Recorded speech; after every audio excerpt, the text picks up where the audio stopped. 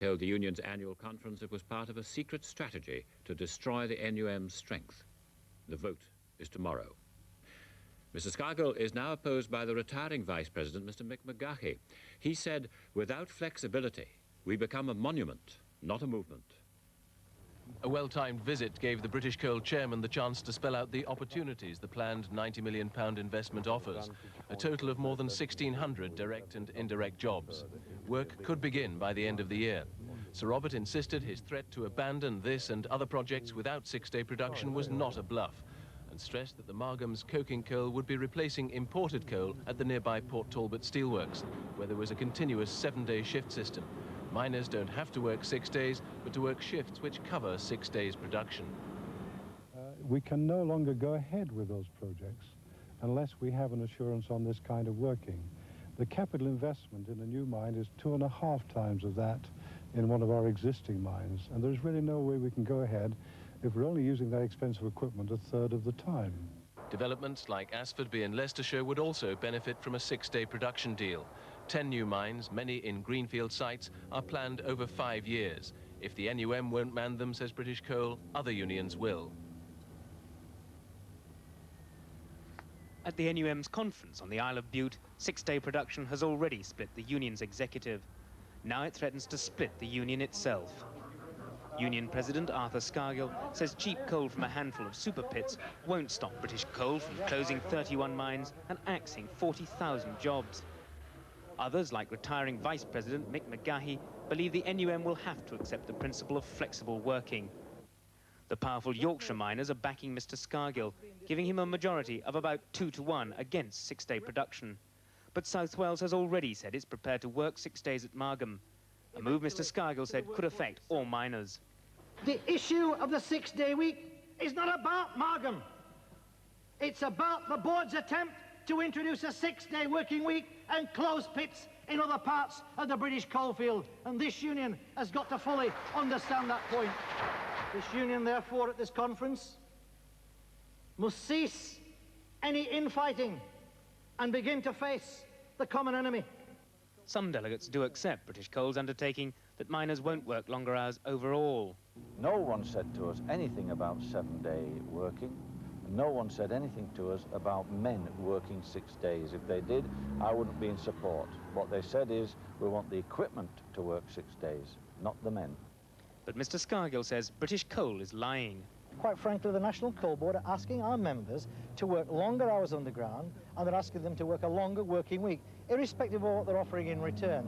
The fact is that the Coal Board are asking our members to work longer in 1987 than they did in 1947 during the course of a working week. But if South Wales miners are determined to go ahead and negotiate a local deal over Margham, they would blow a huge hole in the union's show of unity. Mark Webster, News at 10, Rothesay. Britain's second biggest teachers' union, the Schoolmasters and Women Teachers, is to resume its campaign of half-day strikes in England and Wales from Monday. The biggest union, the NUT, say they'll order days of action by their members starting next term. Leaders of both unions got together at NUT headquarters this afternoon, still smarting from the Education Secretary's refusal on Friday to restore their negotiating rights. At a 2-hour meeting, it was decided that the NASUWT would start a renewed campaign of half-day strike action next week. The NUT, however, would embark on unspecified action in the next term. It was a split that both unions later tried to paper over. I am surprised that the nation in general has not recognised the gravity and the harm of the government's action.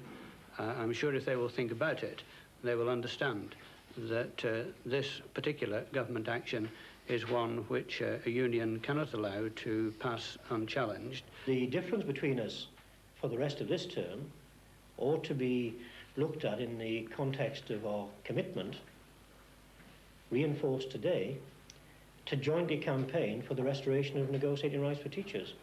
And that joint commitment and the ongoing joint campaign can bring no comfort to the government. Mr. Baker said tonight that more disruptive action in schools would be pointless. He said that both pupils and parents had the right to expect trouble-free education. He said that the teachers would be better devoting their energies to the consultations needed before a green paper on pay and conditions was produced this autumn. David Glencorse, News at 10, London.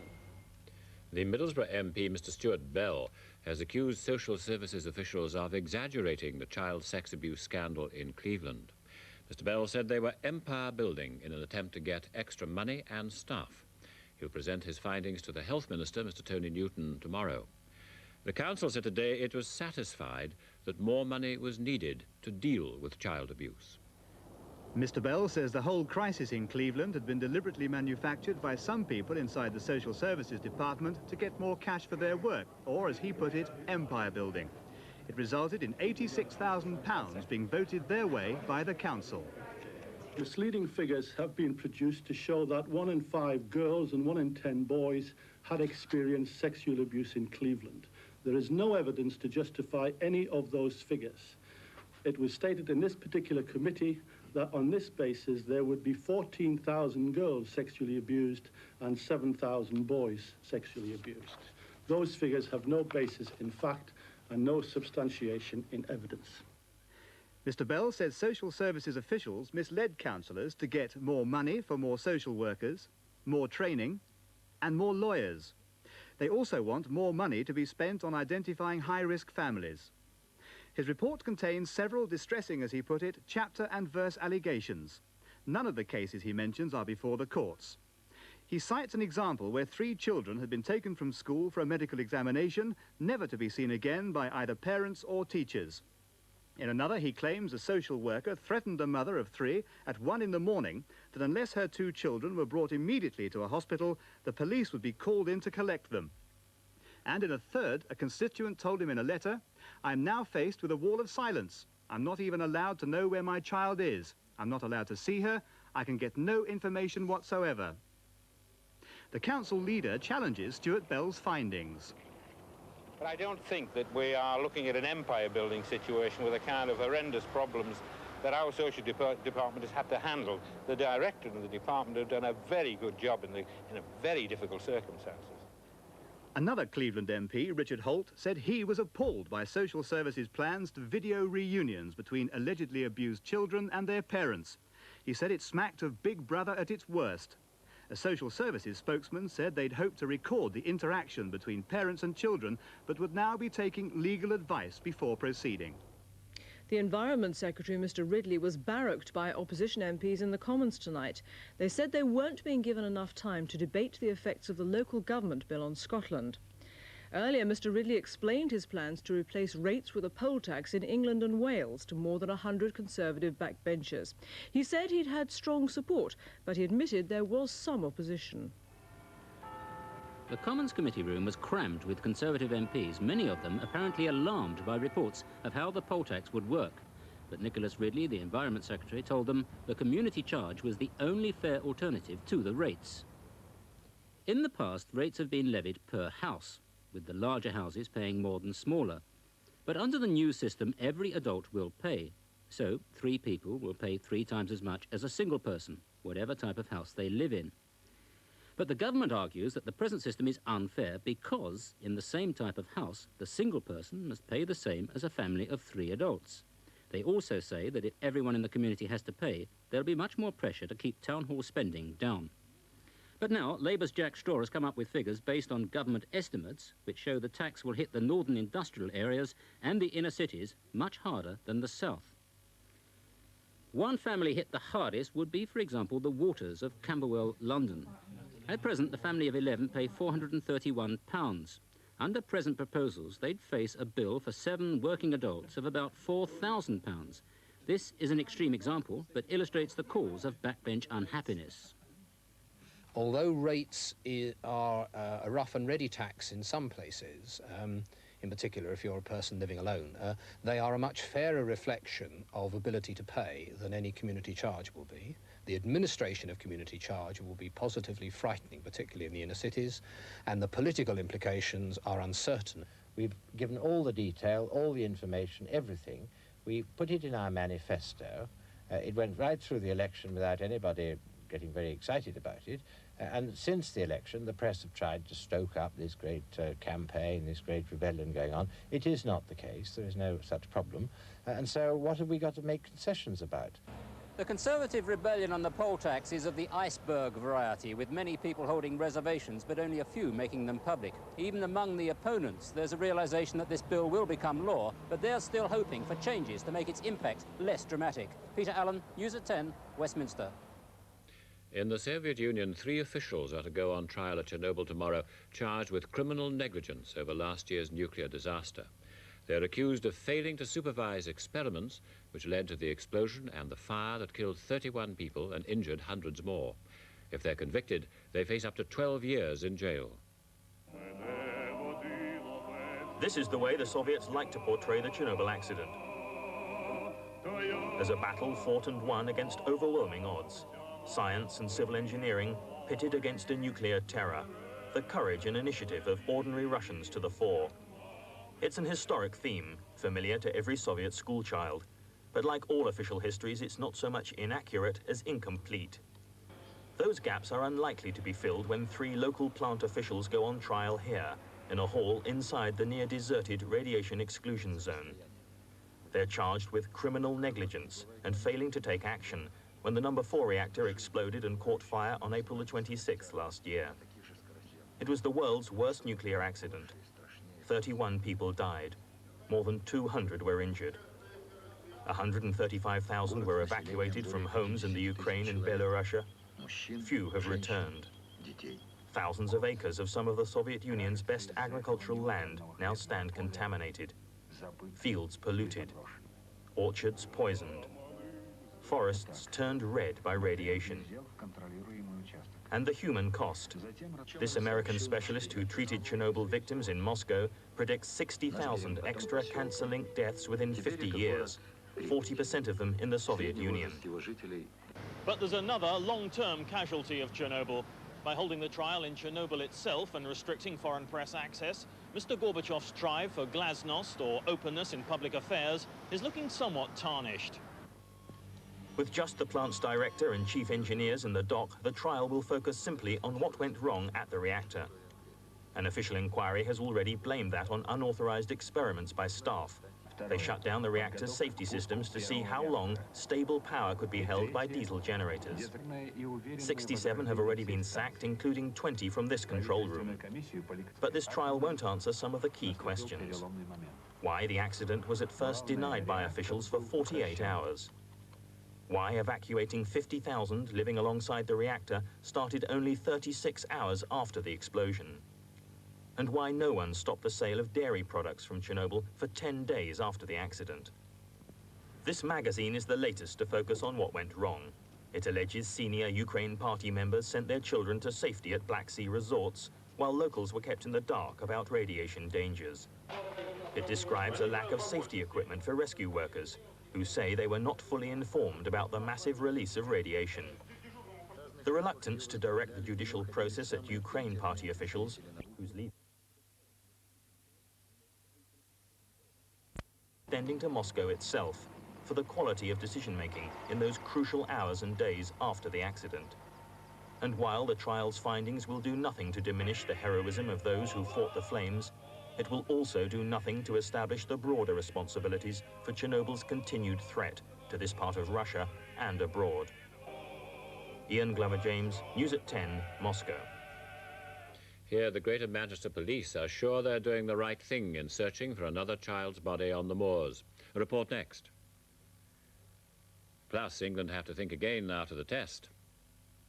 And down, ditched, defeated, the Science Museum may not think so. That's in a couple of minutes. And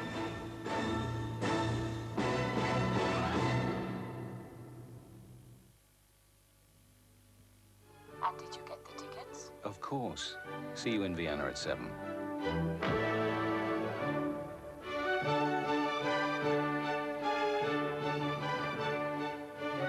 For those who appreciate Haydn recorded by the London Philharmonic, but would prefer to hear them perform it in Vienna, live. The Fiat Chroma, for those who appreciate the difference.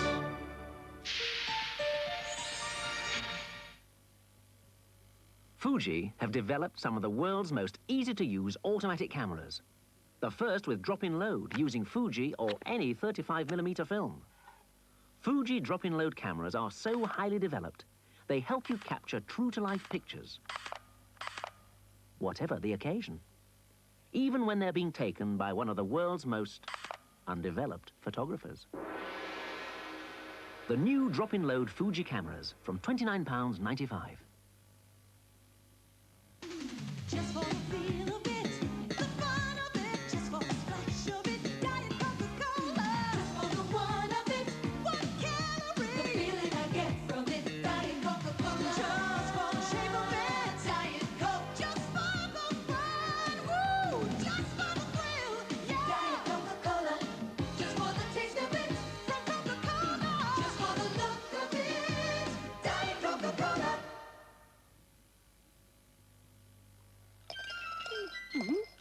If you save with a bank, income tax is deducted at source. It's the same with a building society. But at the post office, the National Savings Investment Account gives you all your interest, with nothing taken away. Which is great for non-taxpayers, as well as little piggies. Savings. Just one of 150 ways to get more out of your post office. Hello, Smiler. You're looking better. Oh, nice grapes. What I want's a smoke. Give me a cigar like last time, eh? Yes, of course. But I don't smoke those usual mild cigars anymore. I've changed to new Castella Classic, which are that bit wider. Open wide. Pity. Because that extra width means even greater mild, smooth smoking enjoyment for about the same price. You'd love them if you weren't so set in your ways. New Castella Classic. Set in your ways. Now the choice is wider.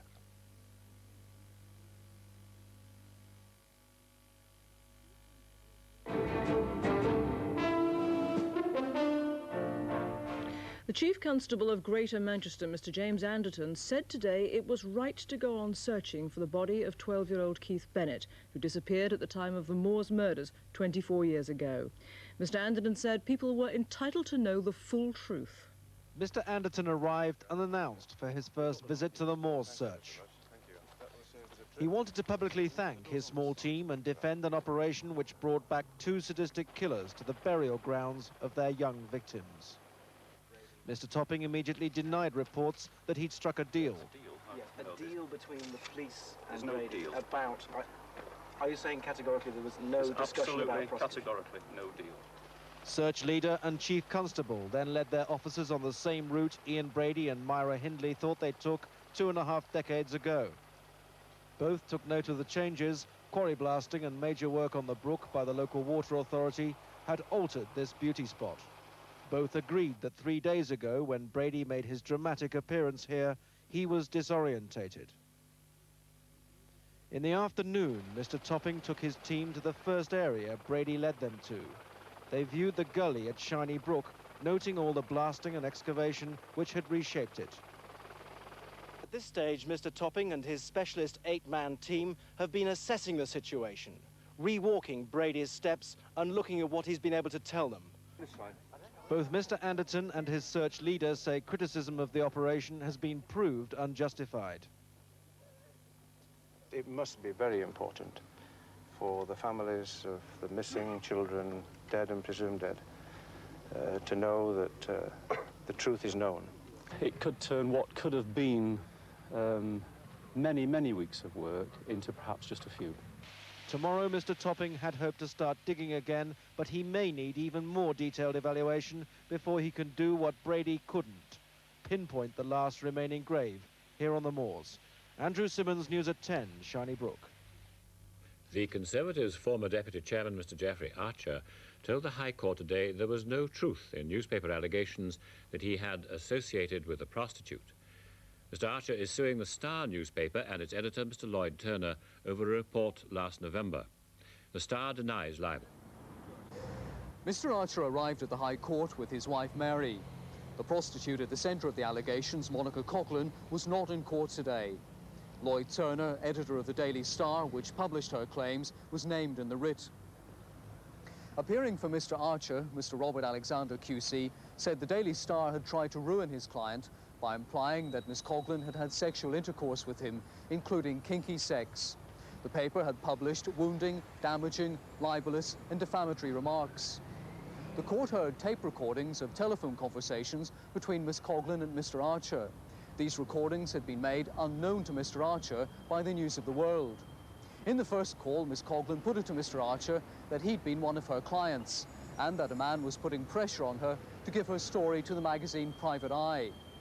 Mr. Archer was heard to say repeatedly on the tape, "I'm awfully sorry, I don't know who you are. We haven't met, but I think you should go to the police."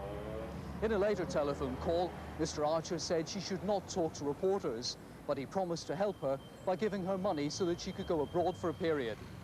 This afternoon, Mr. Archer took the witness stand. He was asked, on the night in question, "Did you pick up a prostitute?" Mr. Archer replied, "No, sir, I did not." He was asked about his relationship with his wife, Mary.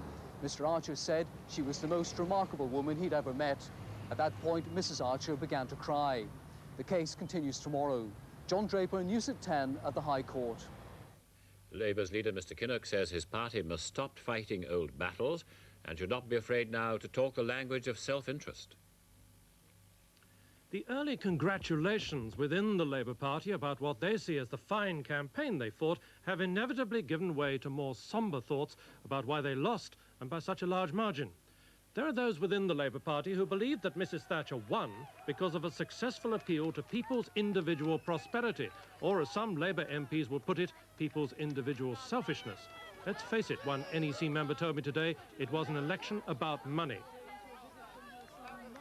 Neil Kinnock, having fought a campaign which he believes gave the party back its self-respect, must now find an effective answer to that appeal to individual well-being by Mrs. Thatcher.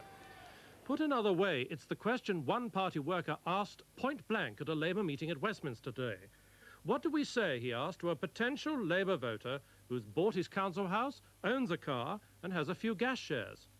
Labour's campaign coordinator, Brian Gould, began the answers with a weekend speech telling the party to forget policies that might excite backroom committees but can't be sold to the voters. And in a new document called Party Development for the 1990s, which Mr. Kinnock and his colleagues discussed this evening, there are calls to address the real needs of the people with a clear focus on policy work.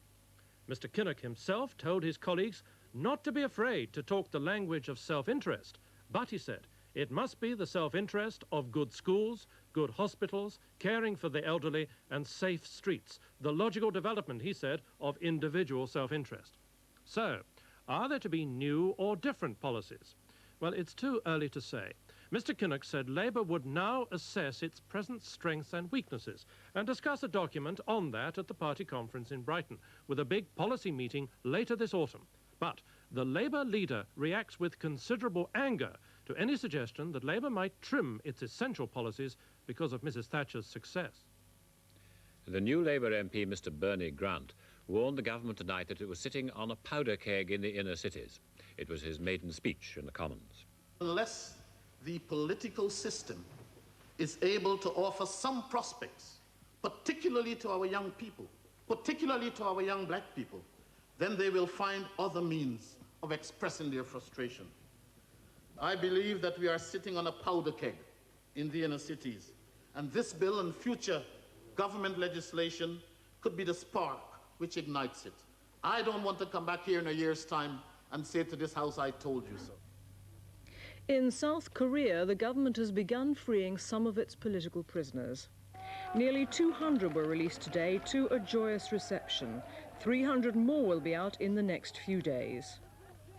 But later there were new clashes outside Seoul's Yonsei University over the death of a student fatally injured in rioting last month. Both students and police were injured in several hours of fighting. Cricket, Pakistan duly beat England by an innings and 18 at Headingley today, and went up in the series with 2 tests to play. England 136 and 199, Imran 7 for 40 in the second innings, and man of the match, Pakistan 353. The last post sounded for England, but the only real questions, could they avert an innings defeat, and could Imran get 10 wickets in the match? A couple of lusty blows from Foster to remind us after his bowling heroics that some Englishmen had some fight left, but Imran had other ideas, trapping Capel at short leg off bat and pad. Akram joined in the fun, making a real mess of Foster's stumps, and then Imran did exactly the same thing with Dillies. He had taken 10 wickets in a test for the 5th time to add to his record of joining 7 others on 300 test victims. He'd been head and shoulders above everyone else in the match and on his way to his dream of Pakistan winning a first ever series in England. 2 of our top players weren't there, and to have won so convincingly with the team we had, I'm very happy. You know, Pakistan are a good side and they're capable of beating anybody, as a lot of sides are at the moment. So we've got 2 more test matches to go, and you know, we need a bit of support and not people sort of really writing us off after what was perhaps not a particularly good England performance. Gatting and England will be delighted to leave the hated Headingley wicket, but now have to win one of those remaining tests just to square the series.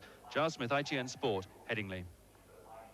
In the Britannic Assurance County Championship, Yorkshire's Ian Swallow 7 for 95 against Notts, his best, but not enough to save the leaders because Eddie Hemmings 4 for 80, expensive, but Notts won by 8 wickets. Bruce Richards of Derbyshire 105, enough to beat Hampshire by 4 wickets. Robert Bailey 158 in a big Northants total against Lancashire.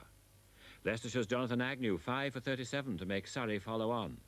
And Worcester's Richard Illingworth 120 not out against Warwickshire. Main news again, the chairman of British Coal has warned the National Union of Mine Workers that the industry's future depends on their accepting flexible working. And the Middlesbrough MP, Mr Stuart Bell, has accused social services officials of exaggerating the child sex abuse scandal. Finally, Mr Richard Branson may not get 2 of the world records he hoped to win for his transatlantic balloon flight. The international judges say he and his co-pilot should both have been in the capsule when it touched down. But the balloon and the capsule are likely to find a place in London's Science Museum. The remains of the great black and silver balloon wrapped up and unloaded on shore at Pembroke Harbour. Both the balloon and the capsule were brought in by the Royal Navy frigate HMS Argonaut, as indeed was Richard Branson, giving the sailors a chance to have a joke at his expense. The craft will probably end up in the Science Museum, which already has a fine collection of aeronautical firsts. Alcock and Brown's Vickers Vimy is here, the plane which made the first direct flight across the Atlantic in 1919. The 1909 Avro triplane, the first aircraft to fly in Britain, built and piloted by an Englishman. And Professor Pickard's gondola, which set the altitude record for a hydrogen balloon in 1931. The director of the Science Museum has no doubts. He wants the Virgin Atlantic flyer here. It's tremendously exciting, and I think a lot of people will be interested in it, quite apart from the very considerable technologies that were involved, both in the construction of the envelope and the gondola, and the achievement itself. Of course, a lot of people would argue that it was a very risky enterprise and shouldn't have been undertaken in the first place. I think all pioneering flights are. Would you cross the Atlantic in a Vimy, looking at it now? And that's it tonight. Good night.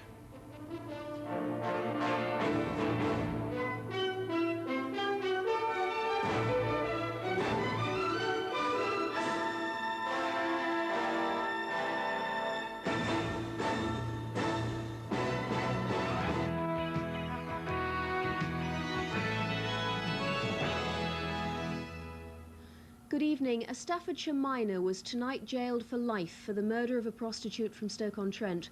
The court was told it was the second time James Crossland had killed. He was jailed for 5 years in 1980 for the manslaughter of his common-law wife. His victim last May was 23-year-old Julie Wade, who was found strangled in a toilet.